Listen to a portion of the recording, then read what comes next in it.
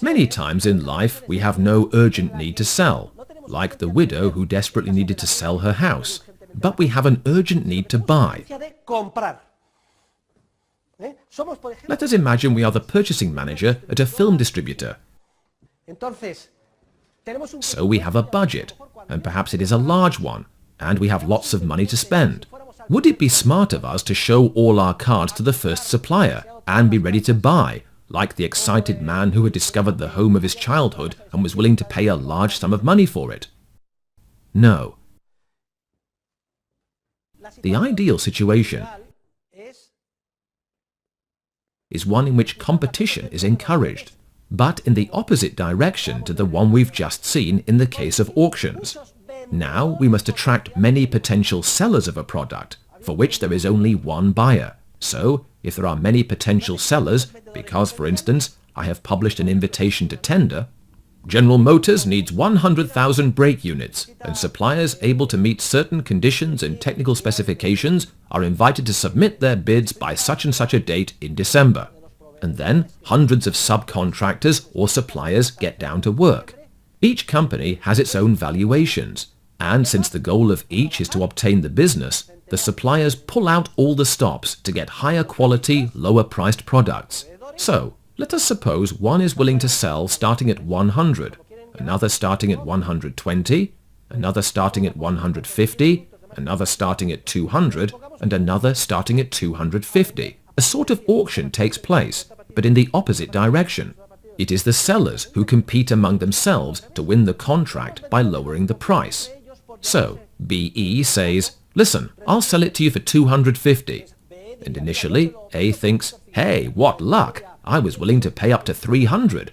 And right from the start, I'm going to be able to buy the horse, the good, the house, or whatever it is for only 250. But before the deal closes at 250, BD, who has a greater capacity to make exchanges as a seller, says, No, I'll sell it to you for less, for 220. But before the deal closes at 220, BC says, "No, I'll sell it to you for 170. And before, "No, I'll sell it to you for 130. And everybody is outbid. Finally, before the deal closes at 130, BA says, "I'll sell it to you for 110. Thus, dear students, if there is competition among sellers from the outset, the price will lie in a range between the valuation of the eventual seller, 100. The sale will not occur at a price lower than 100. That is the lower limit. The seller sets the lower limit of the sale at 100 monetary units, and the upper limit is the subjective valuation of the outbid seller with the greatest capacity to make exchanges who was willing to sell for the lowest amount. The valuation of the buyer is irrelevant. So, if I am Richard Gere and I drive up in my Lotus to the corner in Beverly Hills, and I feel like a roll in the hay, as they say, and I don't want to be taken advantage of, what must I do? Well, go somewhere where there are lots of girls and say, "Okay, girls, who'd like to come home with me tonight? Who will offer me the best price?" And there will be a downward auction. "I will for 300. And another girl will say, No, 250. And the one next to her, 200. And the most desperate girl, 100. And in the end, 50. All right, get in. And if the product makes no difference to me, and I just want to save money, then maybe for $25 I can pull it off. Notice that sometimes competition exists among buyers, as in an auction, and sometimes it exists among sellers. For this to occur, we need an institutional setting in which people are familiar with bidding. Institutional settings vary considerably. There is a constellation of possibilities. There are auction rooms, where a very serious man holds a gavel and asks, "Who'll give the most?" A corner filled with offerers, with girls like Julia Roberts, is also an institutional setting. Another institutional setting is a disco. A disco is a market. It is a market for guys and girls, and each goes to see what will happen. It is a market. Supply and demand. Yes. Another institutional setting is, for example, the resale market. I'm very absent-minded, and when I go to the movies, I'm always late, and the tickets are always sold out. So I ask, "Has anybody got an extra ticket to sell?" And if I wait a little while, until the movie starts, try this exercise for yourselves, and you will see that if there are people selling extra tickets, the price automatically begins to drop right before the movie starts. The same thing happens at bullfights.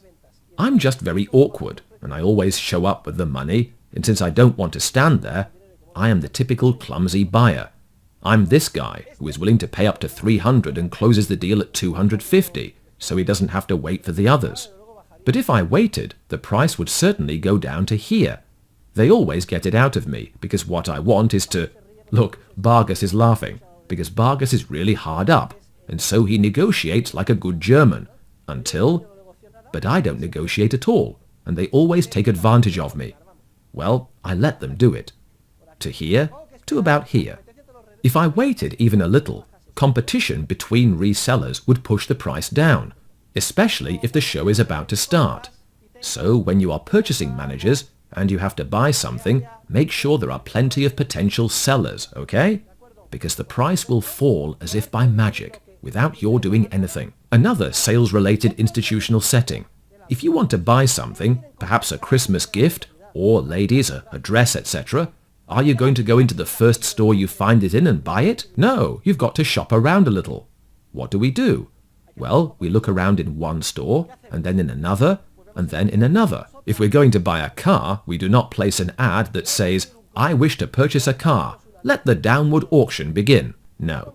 We might visit the Renault dealership in the Vicalvaro district, or another dealership, and if we have already chosen the car, if we've thought, "I really like this one," we might say, "You know, the other dealership has offered me easier payment terms at no interest, and with the radio thrown in." Maybe it's a lie. Maybe only 2 of the 3 things are true. And then the salesman might say, "Well, we can't go that far, but I'll give you a call." And then we go to another dealership, and in the end, since there are 5 or 6 competing with each other, we will get a better deal, simply because there is competition among sellers. It mainly benefits consumers that there be a large number of potential sellers in the market who want to close a deal, because then, other things being equal, they will provide a higher quality product, or a lower price, or both at once.